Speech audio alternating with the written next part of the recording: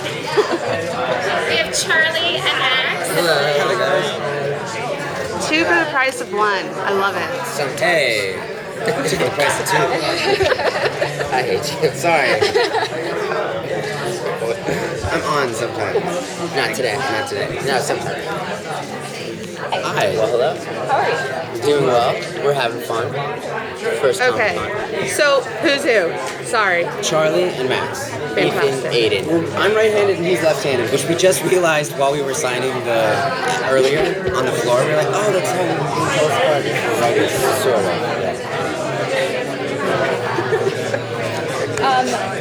So I have a question. So your bodies, obviously, in the show have a nice little melding Yeah, someone called that.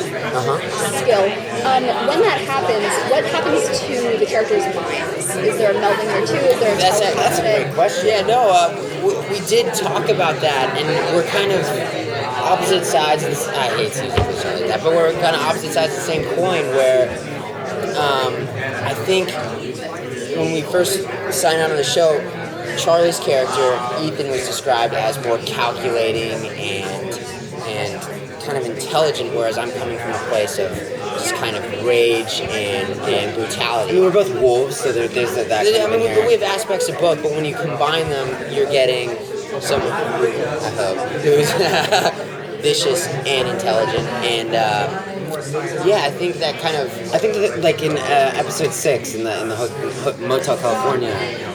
There's that scene where there's a hand and a face that starts to come out of my stomach, and I think that speaks to the psyche of what we're like when we're combined. You know, it's almost schizophrenic. It's both comfortable and painful at the same time.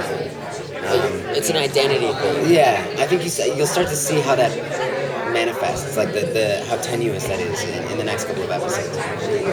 So Charlie, Teen Wolf is very groundbreaking. We're probably tired of me asking this question. For LGBT teens, you're a part of that history.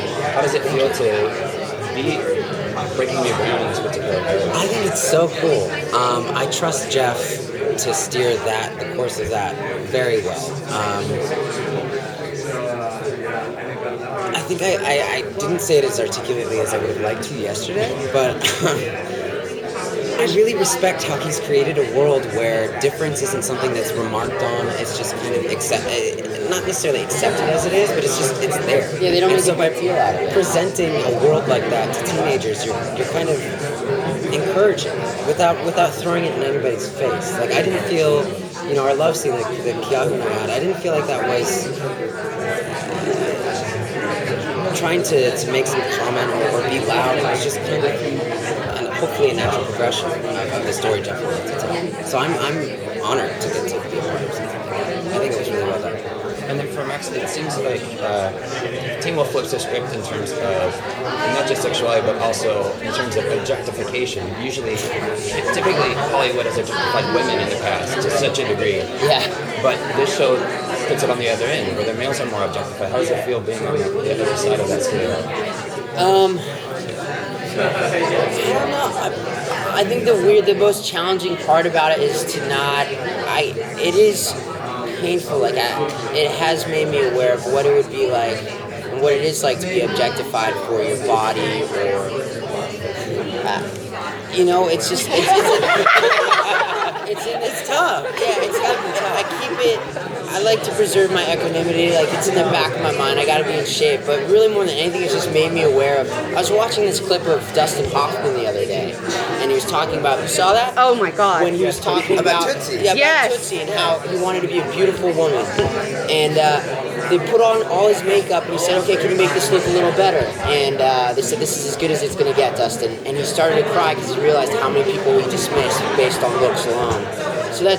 I watched that, and it really did touch me a lot, and it just makes me think that it's all bad, but it also at the same time it is fun to be objectified. So it's wild. It's new to me. So I have a question that's related to the relationships. How did Jeff pick who got who. Like, which one of you got Lydia and which one of you got Pete? Got Denny? We both tested with Holland both parts. There was one scene where it was like one's kind of pulling the twin away, saying like, "Dude, you can't get involved with this person," and the other one's saying, "But I sort of like her, and I'm not going to admit to it." And then the other one, we actually we took a scene from season 2 with Holland and young Peter, where he goes to her house, and so we did that scene with Holland. So it was horrible because we'd switch back and forth, switching back and forth between takes, and we get really competitive. Yeah, so it's like, who can hit on Holland better? That's not to say I won. You were mad. Charlie was just pulling all the moves. I was a little upset. But I don't know, at the end of the day, I think Charlie wanted to experiment with a new kind of role, and I think more than it didn't really have to do with who. It was Charlie wanted the calculating, intelligent character, and I really I love Tom Hardy. I love violent movies. You'll see. You were talking earlier about how this flips the coin or flips the tables on men and women. There's an episode coming up that I hope does not. It's really awesome. It's a fight, but Max, Dex, somehow email them really really hard to watch. Yeah. So I wanted to play that kind of dark. So that's where it came from. We done? Oh no! Thank you. Nice to meet you all. Thank you so much. It's so fast.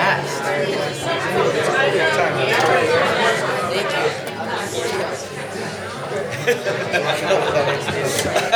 you.